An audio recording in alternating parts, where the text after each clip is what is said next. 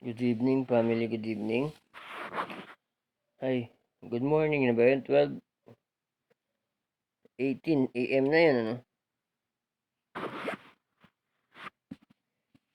Medyo ginabi tayo kasi sinamahan natin manood yung mga bata ng palabas. Mateo 5:31 hanggang 32.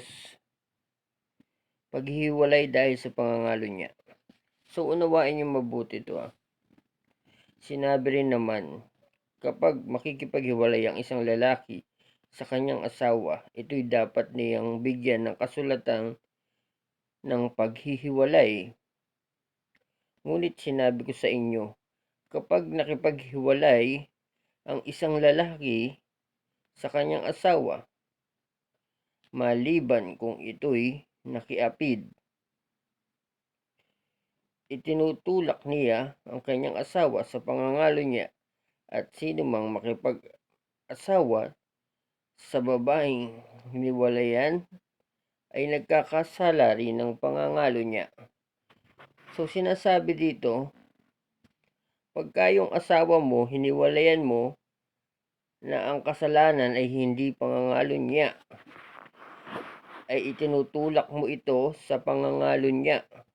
Ibig sabihin, hindi pinahihintulutan ng Diyos ang paghihiwalay ng dahil lang sa pera, ng dahil sa ibang bagay.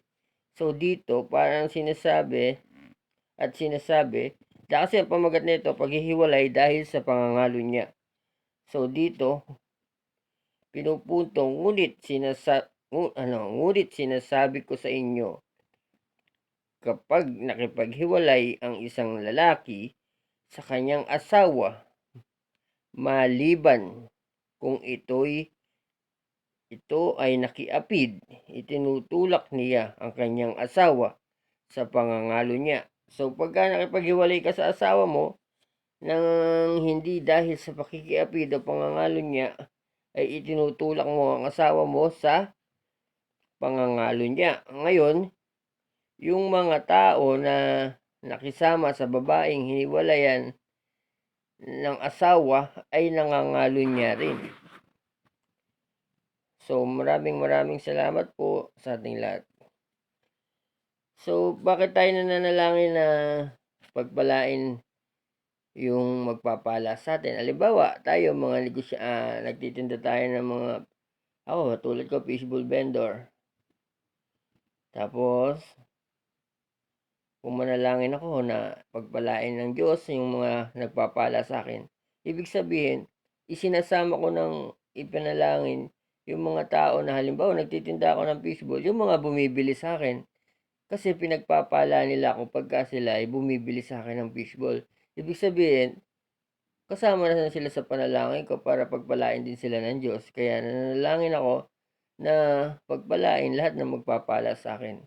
At ganun din sa mga mag-iingat sa akin. Halimbawa, iningatan ako ng isang tao. So, kasama na siya sa pinapanalangin ko na ingatan ng Diyos yung mag-iingat sa akin at pagpalain niya magpapala sa akin sa pangalan ni Jesus, di ba? So, manalangin na po tayo. Maraming salamat po sa lahat ng bagay at patawarin niyo po kami sa aming mga kasalanang nagawa sa isip, sa salita, sa gawa, sa espiritu, at sa laman.